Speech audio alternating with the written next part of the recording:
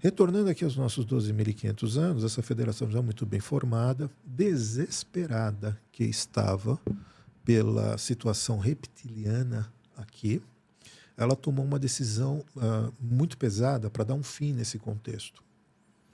E uma facção dela, junto com uma facção reptiliana, conseguiram a obra e arte de explodir ou destruir. Desastre significa desastro. A etimologia dessa palavra. Caramba. Um astro que se desfez. E tentaram ali conter com uma série de expedientes o que vinha acontecendo, particularmente não apenas na Terra, mas em todos os lugares. Reacomodação de órbitas, alocação de luas, como acontece em Phobos, em Marte e na Terra. Nossa. Especificamente esse satélite artificial aqui tão glorificado e romantizado por tantas pessoas, e eu sei o quanto que isso daqui vai mexer, desmoronar, mas é isso mesmo, né? Ele foi colocado aqui aproximadamente nessa época como uma maneira de estabilizar esse planeta. Para estabilizar, na época que esse quinto planeta ele se desfez, né? Os planetas eles começaram a ter órbitas erráticas. Tá. O desastre ele ia ser fenomenal. Mudou todo o ecossistema do planetas sistema. Foram realocados, determinadas luas foram ajustadas. A finalidade de Phobos, por exemplo, Phobos é em Marte, acho que é isso, e a nossa lua daqui é basicamente a mesma, pelo menos na sua origem. A mesma função que tem chumbinho na roda de um carro. Já perguntou por que você faz balanceamento do carro? Não. Porque ela fica errática, né? O chumbinho ele faz um contrapeso e faz com que a roda gire certinha. Algo parecido é isso. Se não houvesse esse expediente, provavelmente outros desastres aconteceriam, ainda que outros desastres aconteceram. Eu não vou entrar aqui na lista imensa que aconteceu aqui no nosso sistema, porque senão vai ficar sem fim. Mas especificamente na Terra e em Vênus, aconteceu algo ainda um pouco pior. O que aconteceu? O planeta Maldek, ele era um planeta basicamente aquático. Ele tinha uma quantidade de água muito maior do que o próprio planeta Terra. Caramba. O planeta Terra, sim, tinha água, tinha águas, tinha rios, tinha alguns mares, mas não seriam oceanos. Com a destruição desse planeta, essas águas todas evaporaram como? Não tem calor no espaço. Aliás, o espaço não é gelado como as pessoas imaginam. Outro tema, não vou navegar por essa braça, senão a gente não volta. Essas águas, elas ficaram todas girando no sistema solar e desaguaram, se podemos utilizar esse termo, em dois planetas com maior quantidade, Vênus e Terra. Aqui é que começam a se sustentar e parar em pé algumas histórias, por exemplo, como o dilúvio. Embora isso não tenha acontecido a única vez, ocorreram dilúvios. Este último, que foi mais próximo daqui, inundou áreas que não acabam mais. Concomitantemente, houveram ali finalização de Atlântida, outras civilizações e por aí vai. Ou seja, o absoluto caos se estabeleceu aqui em várias civilizações que aqui já existiam e não apenas Atlântida, muitas outras em várias partes do planeta, obviamente com óbitos que não acabam mais, e algumas regiões tiveram determinadas migrações. Talvez a mais famosa seja a região da Escócia e da Irlanda.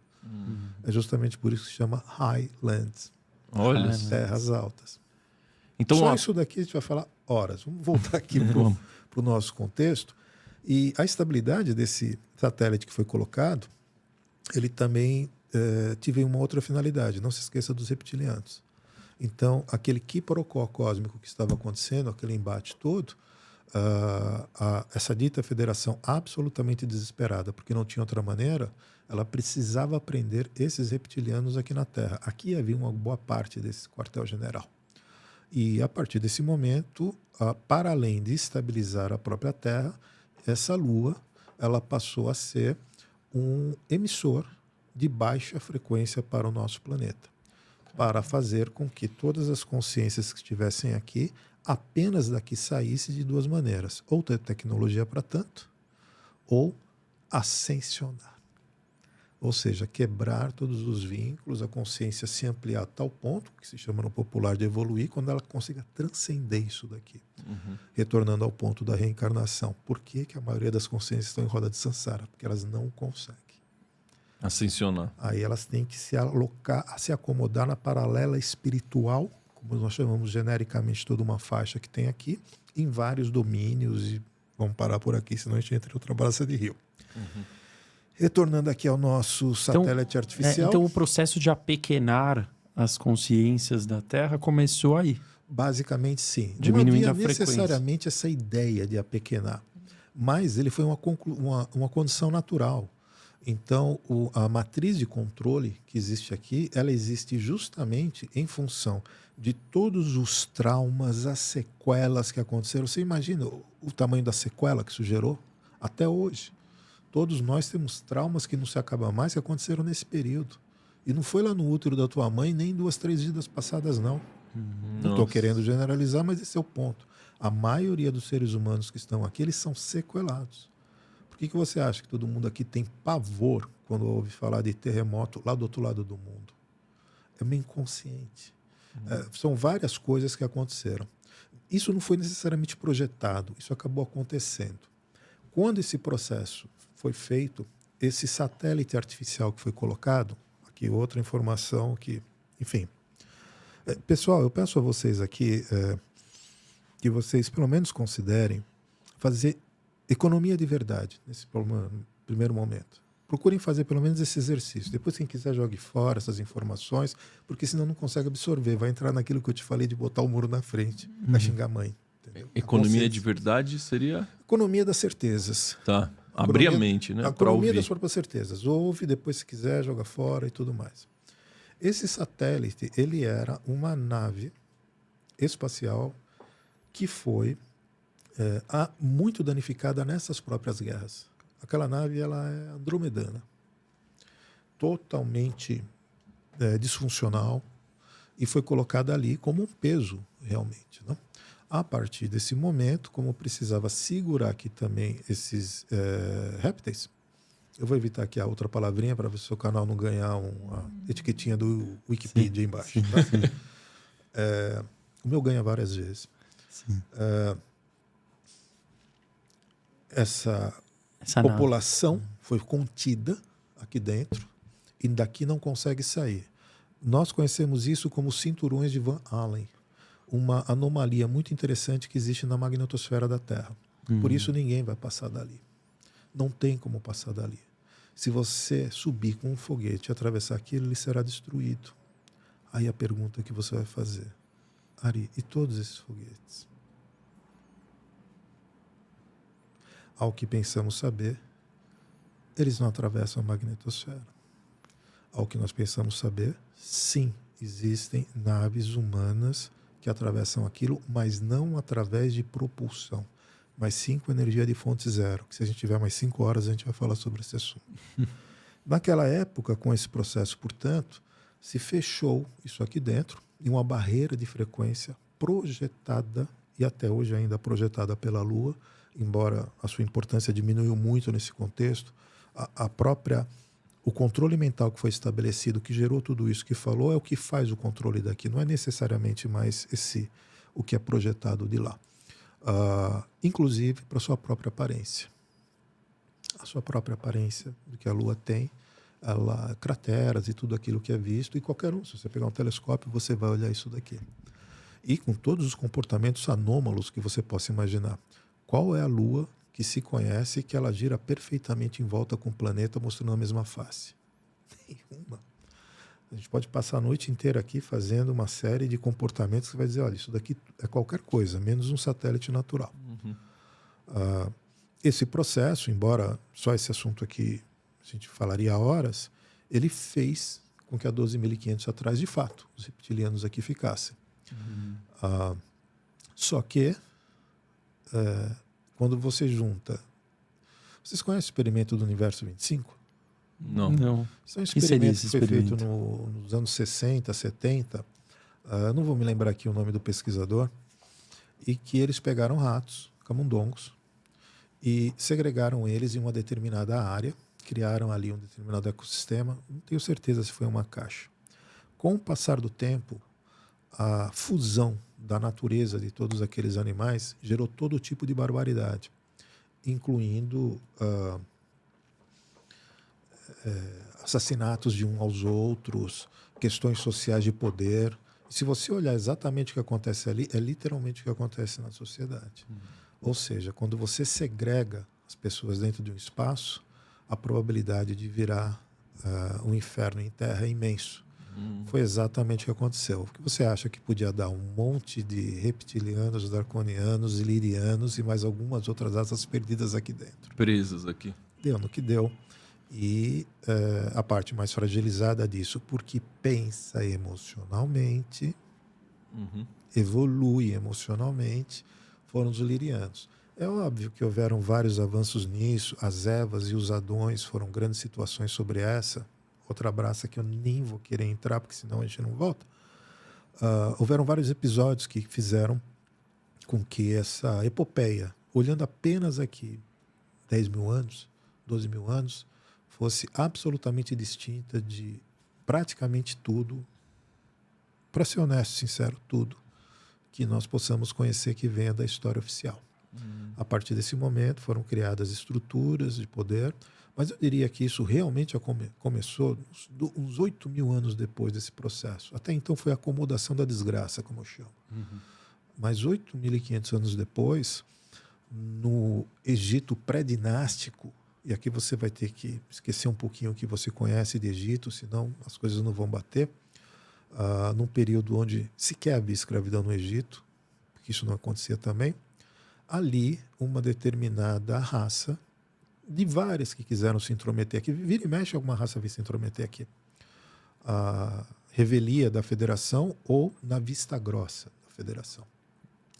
E naquele momento, uma determinada raça de Elohims veio para cá e existem dois personagens muito conhecidos, ou que pelo menos foram vendidos da forma que foi interessante para os controladores, para nós. Akhenaton e Nefertiti. Dito faraó, mas não era faraó coisa nenhuma. Embora tivesse uma relevância imensa, talvez até que um faraó. Era um alienígena. Assim, eles eram Elohim, o que se conhece aqui, alguns estudiosos gostam de chamar de Homo capenses, né? São aqueles seres que têm aquele crânio muito grande para trás, já foram descobridas várias ossadas, esse tipo de coisa. Isso daqui eu falei na minha última live. Ali sim foi um ponto de corte. Ali foi um início, porque foi ali que foi criado o monoteísmo solar. É a briga do atonismo de Akhenaton com Amon, que era o pensamento politeísta. Ali foram estruturadas os primeiros movimentos, os fundamentos ideológicos, filosóficos, se podemos chamar assim, do que na linha do tempo iria se construir como Roma, Império Romano, Império Católico Apostólico Romano, Vaticano e por aí vai, porque Roma nunca caiu. Não houve tal coisa como o fim do Império Romano. Mas por que a criação do monoteísmo é tão importante para esse controle? Porque foi ali que começou a se estabelecer, até então, no Egito, principalmente o Egito era uma grande base da Federação Galáctica. Tá? Era e ainda é. As pirâmides, especificamente, elas foram construídas como grandes reatores de energia. Aquilo provinha, e ainda, dependendo de como se olha, ainda se provê eletricidade, literalmente. Mais do que isso, portais cósmicos. Tem toda uma finalidade o que está construído ali na planície de Gizé e abaixo de lá. Embaixo tem muito mais coisa. Sim, saiu recente, inclusive, né? De qualquer maneira, aquela comunidade, aquela sociedade que está vivendo ali no Egito daquela época, era uma cultura muito plural. Tinha raças estelares de tudo quanto é tipo. Então havia uma liberdade de pensamento, de crença muito grande. Com o passar do tempo, essa raça humana pequenada, que foi criando esse vitimismo, esse viralatismo, o que ele passou a fazer? Numa crise de Estocolmo coletiva, uma síndrome de Estocolmo coletiva, passou a reverenciar o que um dia ele entendia como o seu algoz, aquelas raças que segregaram todas aqui dentro.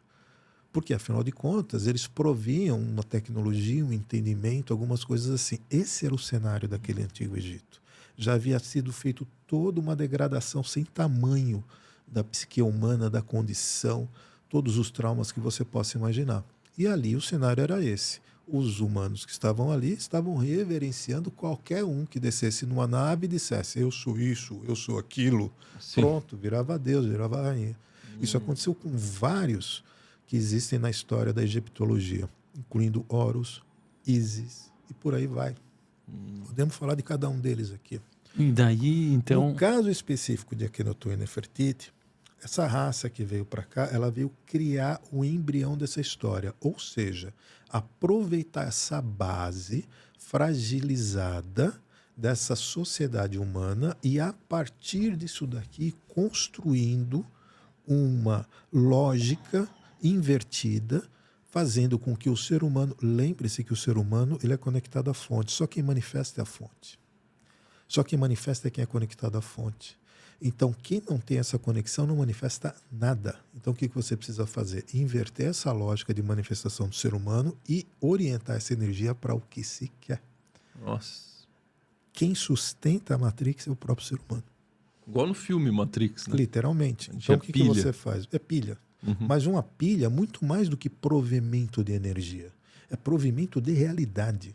É provimento de tudo que você possa imaginar. Quem sustenta é o ser humano. Porque nossa crença cria a realidade. Cria a realidade. Crença coletiva, os pensamentos, as Cria ideias muito mais. criam a realidade que nós vivemos na Terra. A soma da ilusão que eu vivo, você vive e todos nós vivemos, é de duas partes. A minha, que é objeto das minhas ideias, meus valores, as minhas crenças, com a do coletivo. Eu não tenho como escapar da perspectiva coletiva com isso. Então, por mais que eu goste ou não goste, queira ou não queira, estruturas que estão aqui dentro são justamente por isso. Essa, na verdade, é a grande esperança desse povo todo que busca uma ascensão coletiva. Que a humanidade vai ascender coletivamente, por quê? Porque senão não muda.